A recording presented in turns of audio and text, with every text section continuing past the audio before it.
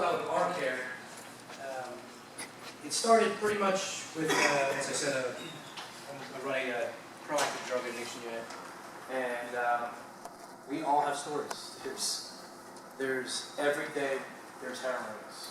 All places Robbinsville, right? But everybody drives through Robbinsville. It's not an Ocean County problem. It's not a Monmouth County problem. It's a state problem. And we recognize that. So when we first started getting really active into this, what our officers would do is arrest them and send them to jail or kick them loose. And in their minds, they're very presumptuous, saying, what are they? They're just junkies, right? That's what they would call them.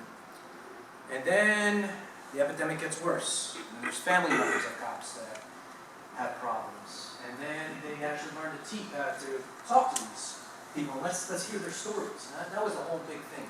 Let's hear their stories. What got them addicted to heroin? What made them want to stick a needle in their arm? You got people that were working as a white-collar business and got addicted to pills, or somebody had visited a dentist and got addicted to pills. It's everybody. There's no race, class, gender, area code with it. We all know this, and we're all preaching the choir, right? So after officers starting to talk to these people and hear their stories, what happens is they transition their mind from junkies to addicts, people that are addicted. And they recognize it is a disease, it's a medical disease. And they learned about the drug.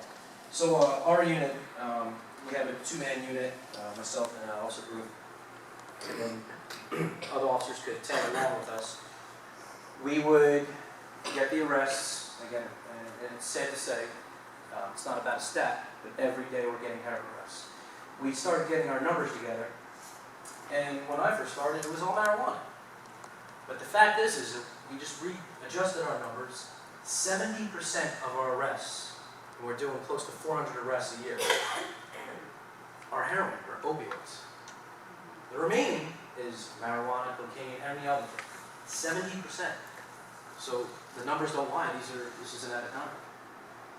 So we worked with Angelo, the Narcotics Task Force, trying to get some of these dealers, but then we're seeing a reoccurring, like a vicious cycle. We're getting the same people. And it was getting depressing. I mean, guys were getting stressed out and depressed about it. It's that bad. So what we did is we always had a good communication with Kevin, and we realized what we really need to do is bridge the gaps.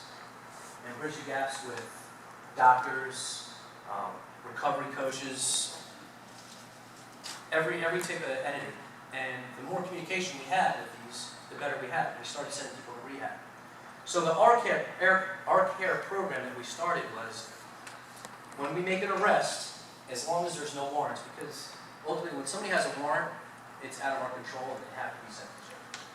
But where we have the possibility of not sending them to jail, and them agreeing to get help, we'll push more for that.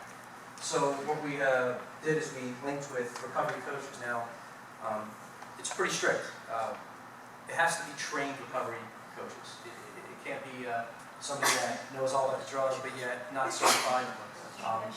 For liability purposes, what we wanted is actually nonprofits, people that are recovery coaches trained. And we call them in after the arrest. That's if this person is wanting help. And the key thing is getting them while they're unfortunately arrested. Because most of these people, that's the time to do it. We've realized if they don't do it, we'll get them another 2 days later. And you got to do it at that time. So we bring in recovery coaches to constantly see John and Mike. And we try. And we try to get them help. Give them that option. Give them that path. They're either going to go back. They're not just going to quit. For everybody that's in this room that knows this drug, they just don't quit. So you can take the path, either left or right. Left, get help, or right, going back to the game. So we get them while they're in that state of mind. And we've been very successful. So that's the program we started. It's shown the numbers have been very, very successful. And I'm hoping other departments start using this. I know Robbinsville right now is getting, we have a big heart with this, and the guys have really transitioned to understanding that it's a disease. So that's what we have.